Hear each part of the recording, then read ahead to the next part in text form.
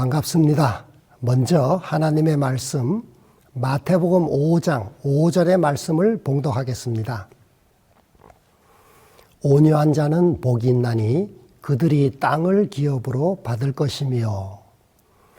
오늘 저는 이 말씀을 가지고 온유한 자라는 주제로 말씀드리겠습니다. 아시는 대로 팔복은 8가지가 따로 떨어진 게 아니고 전체가 연결된 복입니다. 첫 번째 복은 두 번째로 또 세 번째로 계속 연결되기 때문입니다. 온유라는 것은 첫째 복인 가난한 마음에서 비롯됩니다. 심령이 가난한 사람은 하나님 앞에서 나는 아무것도 아니구나 라는 것을 발견합니다. 하나님 앞에서 자신을 볼 때 나는 더러운 죄인이라는 것을 깨달으면서 애통하게 됩니다. 이것이 두 번째 복입니다. 이처럼 온유는 가난한 마음과 애통하는 마음에서 나옵니다. 심령이 가난한 자는 애통하게 되고 또 애통한 자는 온유한 자가 됩니다.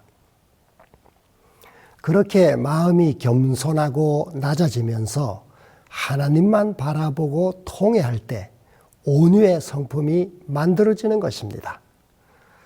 자기 죄에 대해서 절망해 보지 않은 사람, 세상의 죄악 때문에 눈물을 흘려보지 않은 사람은 온유한 자가 될 수 없습니다. 이 점에서 가난한 마음이 애통을 낳고 또 애통하는 마음이 온유를 낳는다고 할 수 있습니다.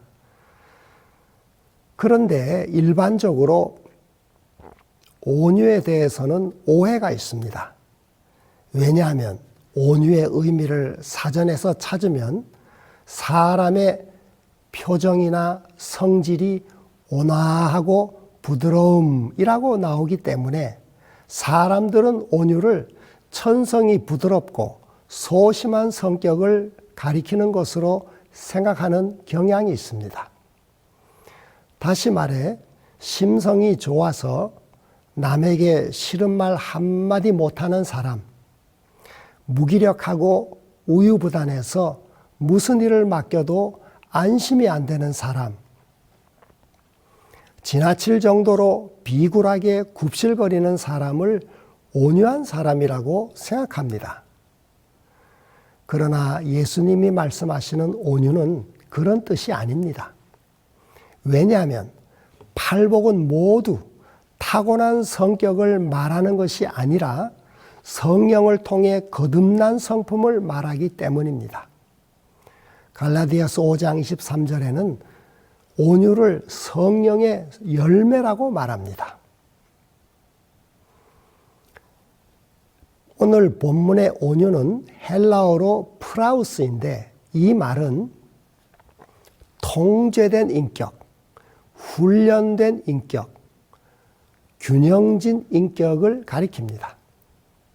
이 단어는 흥분을 진정시킨다는 의미가 있어서 진정제의 이름으로 사용되기도 했습니다. 어떤 헬라어 학자는 온유를 이렇게 설명했습니다. 온유란 인간에게 주어진 물리적이거나 정신적인 힘이 잘 조절되어 그의 인격 속에 구현되는 덕이다. 예수님 당시의 프라우스의 용례를 살펴보면 다음 3가지 경우에 이 말이 쓰였습니다. 첫째, 사람이 고열로 고생하다가 치료를 받고 열이 딱 잡혔을 때, 이때 열이 온유해졌다 했습니다.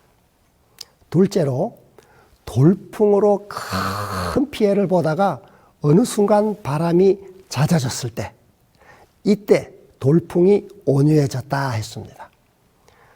셋째로, 야생마가 오랜 훈련을 통해서 순하게 길들여졌을 때, 이때 야생마가 온유해졌다고 말했습니다. 이처럼 성경의 온유라는 말은 힘이 잘 조절된 상태, 자기 절제가 이루어진 상태를 의미합니다. 이런 온유를 체득한 사람이 있습니다. 바로 모세입니다. 그러나 젊은 시절 모세는 온유한 사람이 아니었습니다. 그는 자기 동족을 때리는 애국 관리를 쳐 죽이고 모래로 덮어버릴 정도로 혈기와 분노가 끌어넘치는 사람이었습니다. 그러나 광야 훈련을 통해 성령으로 변화함을 받고 그는 가장 온유한 사람이 되었습니다. 200만 명 이상의 많은 백성을 애굽에서 이끌고 나온 지도자로서 모세는 날마다 백성들의 불평과 원망의 화살을 맞아야 했습니다. 그러던 어느 날 그의 친형제인 미리암과 아론까지 모세가 구스여자를 취했다고 공개적으로 비방을 하였습니다. 그들은 이렇게 말합니다. 여호와께서 모세와만 말씀하셨느냐? 우리와도 말씀하지 아니하셨느냐? 민수기 12장 2절. 이것은 모세의 권위를 대놓고 부정하는 선언입니다. 하지만 이런 말에 독침을 맞은 모세는 놀랍게도 별 대응을 하지 않습니다. 싸우거나 변명하지도 않습니다. 오히려 묵묵히 참으며 인내합니다. 그리고 나병이 든 미리암을 위해 중보 기도를 합니다. 이런 모세에 대한 성경의 평가는 다음과 같습니다. 이 사람 모세는 온유함이 지면의 모든 사람보다 더하더라. 민수기 12장 3절. 그 모세를 하나님은 들어 크게 쓰셨습니다. 성경에서 온유의 최고 모델은 누구일까요? 바로 예수님입니다. 나는 마음이 온유하고 겸손하니 나의 멍에를 메고 내게 배우라. 마태복음 11장 29절. 예수님은 자신을 조롱하고 핍박하는 원수들을 천군 천사를 동원해서 당장 보복할 수 있는 능력을 갖추고 계셨습니다. 그럼에도 하나님의 뜻을 이루기 위해 자신의 목숨을 기꺼이 내려놓으셨습니다. 그는 죄를 범하지 아니하시고 그 입에 거짓도 없으시며 욕을 당하시되 맞대어 욕하지 아니하시고 고난을 당하시되 위협하지 아니하시고 오직 공의로 심판하시는 이에게 부탁하시며 베드로전서 2장 22절 23절 말씀입니다. 이것이 진정한 의미의 온유한 자의 모습입니다. 그렇게 온유한 자가 복이 있다고 주님은 말씀하십니다. 온유한 자에게 약속한 복은 무엇입니까? 온유한 자는 복이 있나니 그들이 땅을 기업으로 받을 것이며, 이 땅이란 구약 성경에서는 가나안 땅을 의미하고 신약 성경에서는 천국을 가리킵니다. 이처럼 성경에서 땅은 단순히 토지만을 의미하는 것이 아니라 하나님과의 바른 관계 속에서 누리는 풍성한 삶을 의미합니다. 아담과 하와는 범죄로 인해 에덴 동산의 땅과 하나님과 교제하는 특권을 잃어버렸습니다. 그런데 예수님은 그 땅을 회복하는 비결이 바로 온유라고 말씀하십니다. 예수님이 이 말씀을 하셨을 때 당시 유대인들은 큰 충격을 받았을 것입니다. 왜냐하면 그들은 로마의 압제에서 그들을 해방시켜줄 정치적인 메시아를 기다리고 있었기 때문입니다. 그런데 예수님은 그들의 기대와는 정반대로 땅을 얻는 것은 무력이 아니라 온유라고 말씀하십니다. 천국은 지배하는 곳이 아니라 섬기는 곳이며 하나님의 백성은 강한 힘을 과시하는 사람이 아니라 겸손하고 온유한 사람이 되어야 한다고 말씀하십니다. 그런 온유한 사람이 땅을 차지한다고 말씀하셨습니다. 우리는 이런 예를 성경에서 찾아볼 수 있습니다.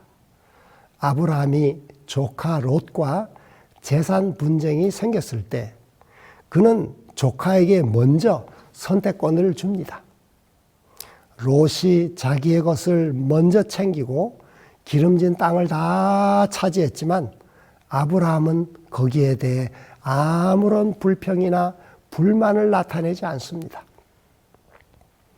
오히려 롯과 그의 가족이 원수에게 사로잡혀 갔을 때 아브라함은 용사들을 데리고 가서 롯의 가족을 구원해 주었습니다. 그런데 나중에 누가 약속의 땅을 차지했습니까? 바로 온유한 아브라함이 그 땅을 차지했습니다. 오늘 본문의 배경이 된 구약의 본문은 시편 37편입니다. 여기서 다윗은 악을 행하는 자들과 지혜로운 자들의 생활 양식과 그 결과를 비교하고 있습니다. 진실로 악을 행하는 자들은 끊어질 것이나 여호와를 소망하는 자들은 땅을 차지하리로다. 시편 37편 9절. 뒤이어 이렇게 말합니다. 잠시 후에는 악인이 없어지리니 네가 그곳을 자세히 살필지라도 없으리로다. 그러나 온유한 자들은 땅을 차지하며 풍성한 화평으로 즐거워하리로다. 37편 10절 11절. 여기서 9절과 11절을 비교하면 온유한 자는 여호와를 소망하는 자임을 알 수 있습니다. 온유한 자는 모세가 미리암과 아론에게 했듯이, 그리고 예수님이 그를 모욕하는 자들에게 그랬듯이 하나님의 개입하심을 바라고 참고 기다리는 것입니다.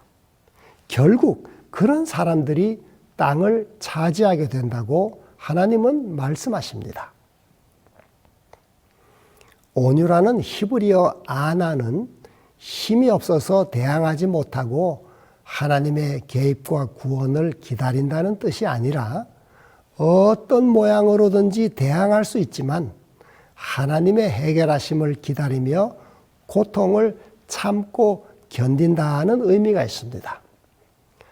세상의 눈으로 볼 때는 완력과 포악이 힘이 있는 것처럼 보이지만 실제로 그보다 더 강력한 힘이 사랑입니다. 그 사랑에서 온유가 나옵니다. 그러므로 사랑으로 변화된 성품인 온유만이 세계를 정복할 수 있습니다.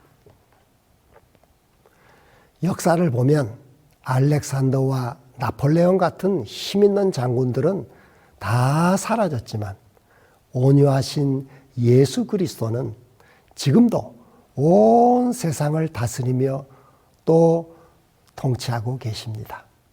이것이 바로 온유의 능력이고 온유의 축복입니다.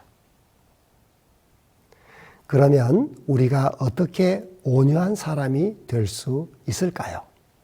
오늘 저는 두 가지를 말씀드리고자 합니다. 첫째, 주님이 인정하실 때까지 참으라. 우리 야고보 1장 12절에 보면 시험을 참는 자는 복이 있도다.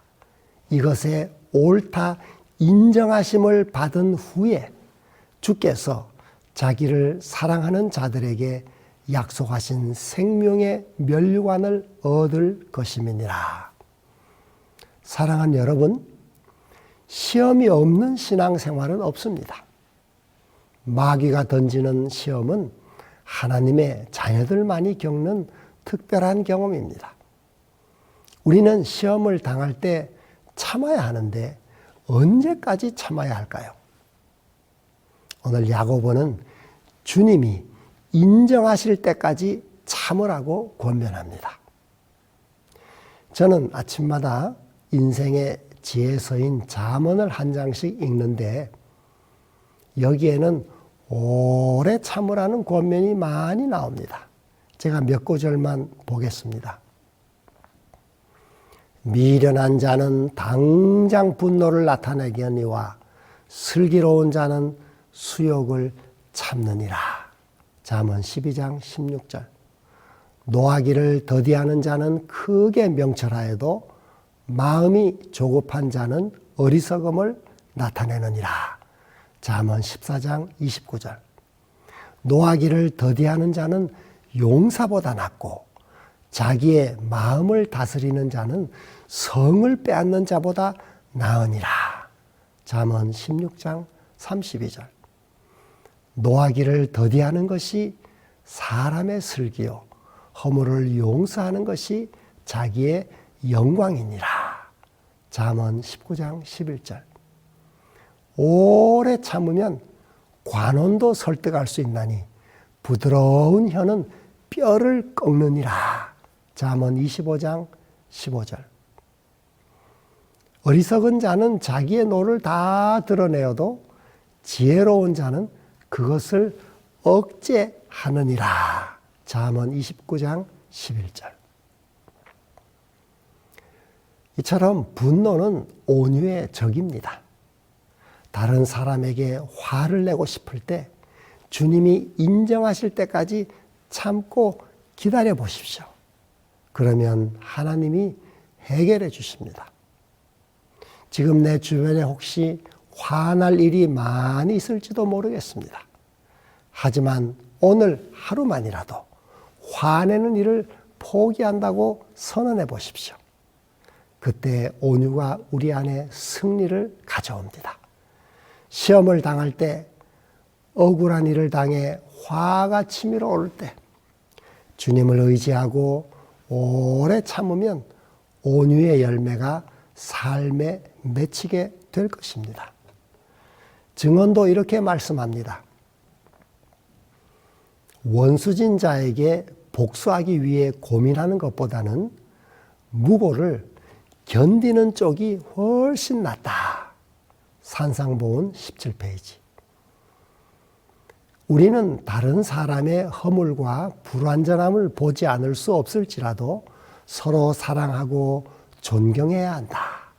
겸손하고 자기를 의지하지 않는 정신을 길러야 하며 다른 사람의 허물에 대하여 참으며 동정해야 한다. 이렇게 함으로 모든 인색한 이기심을 없이 하고 우리로 하여금 관대하고 너그럽게 할 것이다. 정로의 계단 121페이지. 이처럼 우리가 주님을 바라보고 참고 남을 동정할 때 주님은 우리를 관대하고 너그러운 온유의 사람으로 만들어 주신다고 약속하시는 것입니다. 이런 온유의 미덕을 우리 삶에 체득하게 되시기를 소망합니다.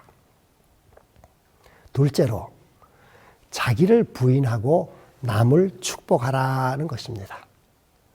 신앙생활은 이 죄된 자아를 부인하는 것입니다. 이 자아가 머리를 들지 못하도록 잘 관리하는 것입니다. 시대의 소망은 이렇게 말합니다. 자아를 포기하는 것, 이것이 그리스도의 가르침의 요지이다. 시대의 소망 523페이지.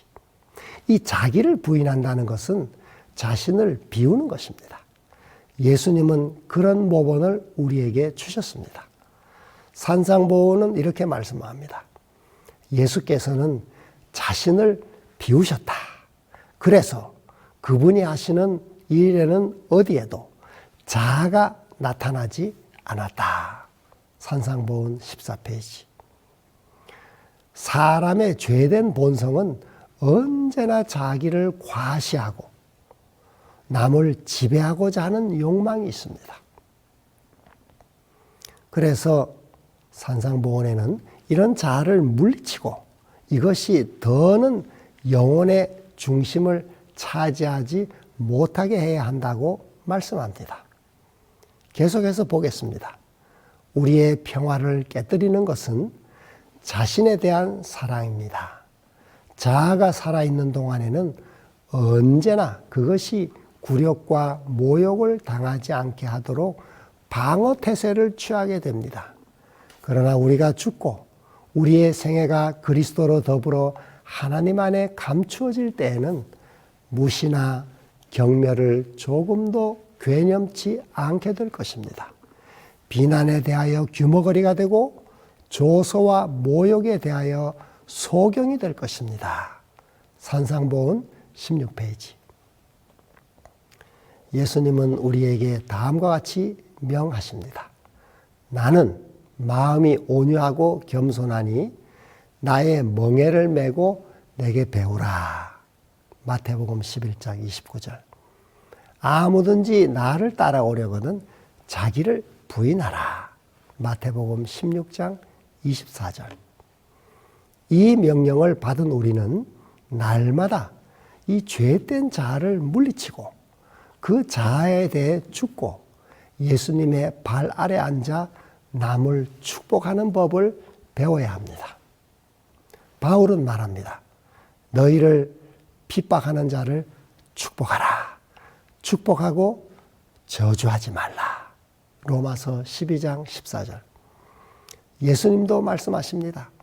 너희 원수를 사랑하며 너희를 핍박하는 자를 위하여 기도하라. 마태복음 5장 44절. 이 두 말씀을 합치면 너희를 핍박하는 자를 위하여 축복하고 기도하라가 됩니다. 그래서 축복 기도는 세상 사람들이 가질 수 없는 신앙인의 특권입니다. 우리는 축복 기도를 통해 주위 사람을 변화시킬 수 있고 가정과 직장을 변화시킬 수 있습니다. 저는 축복 기도를 자주 사용합니다. 자신과 가족, 교회와 직장, 민족과 세계를 축복합니다. 특별히 이것은 힘든 인간관계를 해결하는데 매우 큰 도움이 됩니다. 직접 말로 하기 어려운 형편일 때 축복 기도는 아주 요긴한 방편이 됩니다.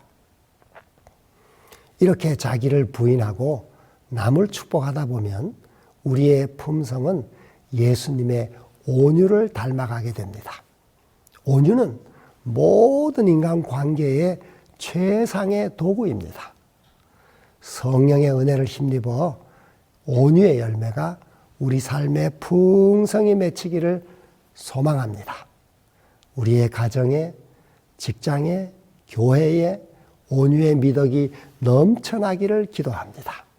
그래서 주님의 아름다움이 우리를 통해 세상에 널리 전해지기를 기원합니다. 이것이 너희 빛이 사람 앞에 비치게 하여 그들로 너희 착한 행실을 보고 하늘에 계신 너희 아버지께 영광을 돌리게 하라는 마태복음 5장 16절의 말씀을 순종하는 것입니다. 한 가지 이야기를 드리고 마치겠습니다. 이 위대한 지도력은 온유함에서 나옵니다. 그리고 진정한 용기도 온유에서 나옵니다. 미국의 제16대 대통령 에이브라함 링컨에게는 친구도 많았지만 적도 많았습니다. 링컨을 집요하게 괴롭힌 사람 중에 에드윈 스탠턴이라는 정적이 있었습니다. 그는 대놓고 링컨을 비난하며 아주 심한 모욕적인 발언을 서슴지 않았습니다. 그는 링컨을 교활한 광대라고 비난했습니다. 또 공식 석상에서 링컨의 얼굴을 고릴라로 비유하며 링컨을 오리지널 고릴라라고 조롱했습니다. 그는 이렇게 말했습니다. 여러분은 고릴라를 보러 아프리카까지 갈 필요가 없습니다. 일리노이주의 스프링필드에 가면 멋진 고릴라를 감상할 수 있습니다. 라고 링컨을 비방했습니다. 하지만 링컨은 복수하지 않았습니다. 그런 스탠턴의 반대 공작에도 불구하고 링컨은 미국의 대통령으로 선출되었습니다. 이때도 스탠턴은 링컨이 대통령이 된 것은 국가적 재난이라며 독설을 퍼부었습니다. 그런데 그런 스탠턴을 링컨 대통령은 국방부 장관으로 임명했습니다. 모든 참모들이 그것을 재고해달라고 건의를 했습니다. 그때 링컨은 그는 사명감이 투철한 사람으로 국방부 장관을 하기에 적임입니다 라고 말했습니다.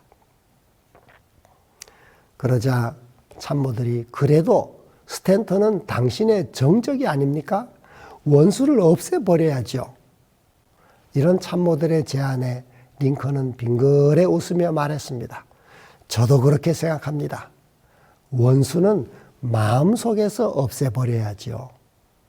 그러나 그것은 원수를 사랑으로 녹여 친구를 만들라라는 말입니다. 스탠턴은 그런 기대에 어긋나지 않게 링컨을 도와 남북전쟁에서 승리했으며 훌륭한 업적을 많이 남겼습니다. 1865년 4월 링컨이 암살을 당했을 때 제일 슬퍼했던 사람이 바로 스탠턴이었습니다. 그런 링컨의 시신 앞에서 뜨거운 눈물을 흘리며 꿇어 엎드려 이렇게 고백했습니다. 지금까지 세계에서 가장 위대한 통치자가 여기 누워 계십니다. 링컨은 과연 주님께 온유를 배워 체득한 사람이었습니다. 우리도 이런 온유의 복을 크게 누리게 되기를 바라면서 말씀을 마칩니다. 다 같이 기도하겠습니다. 하늘에 계신 우리 아버지, 오늘 귀한 말씀을 허락해 주셔서 감사드립니다.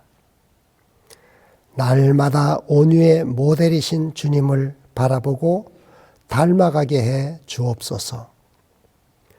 삶에서 만나는 고통과 시험을 주님이 인정하실 때까지 참을 수 있도록 도와주옵소서. 날마다 순간마다 고개를 쳐드는 죄된 자아를 부인하고 이웃을 축복하게 해 주옵소서.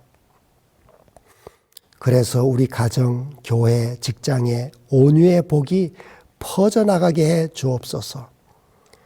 오늘도 우리 가운데 몸이 아픈 이들, 마음이 상한 분들에게 하늘의 치유와 위로의 은총을 부어 주옵소서.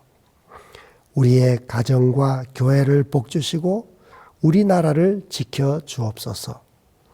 특별히 한국재림교회에 약속하신 늦은비 선교의 부흥을 허락하여 주옵소서. 우리 각자가 그 일에 헌신하게 은혜를 부어 주옵소서.